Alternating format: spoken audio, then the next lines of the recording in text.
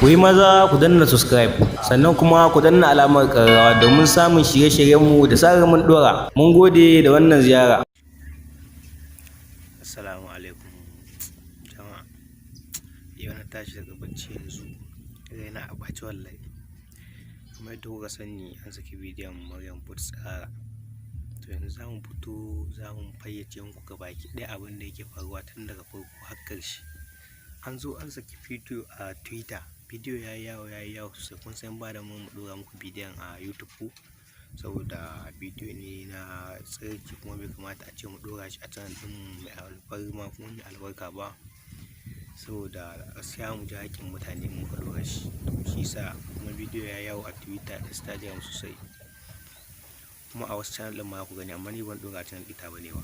To abin da nake so mutane ku gane, asalin labarin an zo an ce ai ƙawarta ce ta ɗauke ta bidiyo. To an ce ƙawarta ce ta ɗauke ta bidiyo ta fito daga wanka. To menene amfanin neman da ake za a kama shi? Menene amfanin neman youtubers da ake za a kama su mu da muke yada labarai? Menene amfanin neman diesel da ake yi? To an ce ƙawarta ce ta ɗauke ta a bidiyo. To abin da nake so mutane su wannan fahimta, wannan abin da kuke gani gaba ki ɗaya kuskure ne kuma an riga da an aikata shi, saboda tun farkon sakin bidiyon shine aka tafka kuskure sosai. Sannan kuma akwai abin da nake so mutane su daɗa ganewa, ko sakin bidiyon ba gaskiya ba a kyautawa, maganar gaskiya kenan, saboda Allah ya ce mu rufa wa ɗan uwan asiri sannan mu ma shi ya rufa mana asirin mu. To amma ka je kai burin ka rayuwa ka tona wa ɗan uwanka asiri kamar da muka ga kwanaki. Gaskiya in dai za mu dinga haka babu ta yadda za mu ci gaba a rayuwar mu. Sannan kuma asalin labarin ya taso ne daga wannan Maryam.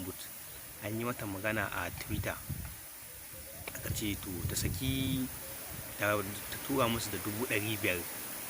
in ba ta tura musu da 500,000 ba, akwai bidiyon ta wanda ta yi tsirara waye da waye za su saki bidiyon.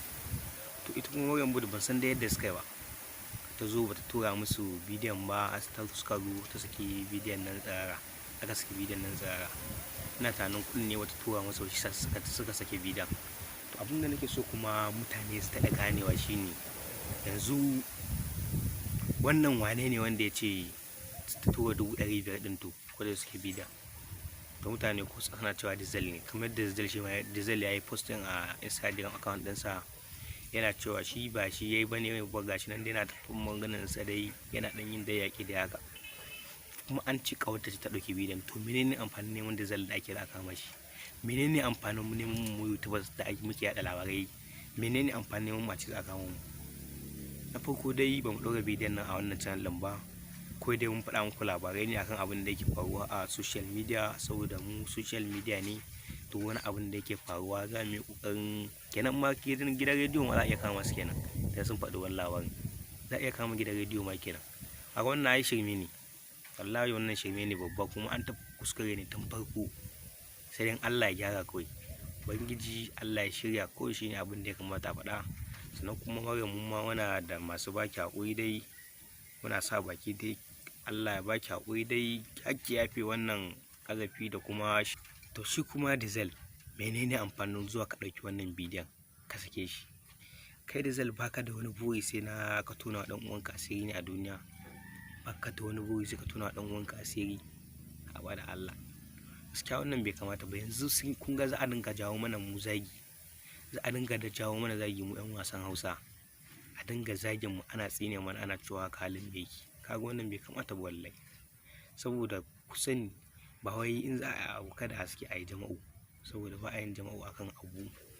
Ka zo ka yi jama'u ka ce wani waye da wani ɗan iska ne, wani ɗan iska ne, ka bai kamata a ce a yi jama'u ba, saboda wannan ka san halinsa ba ka san halinsa ba, kuma ba da aka zo aka taru aka zama ɗaya ba.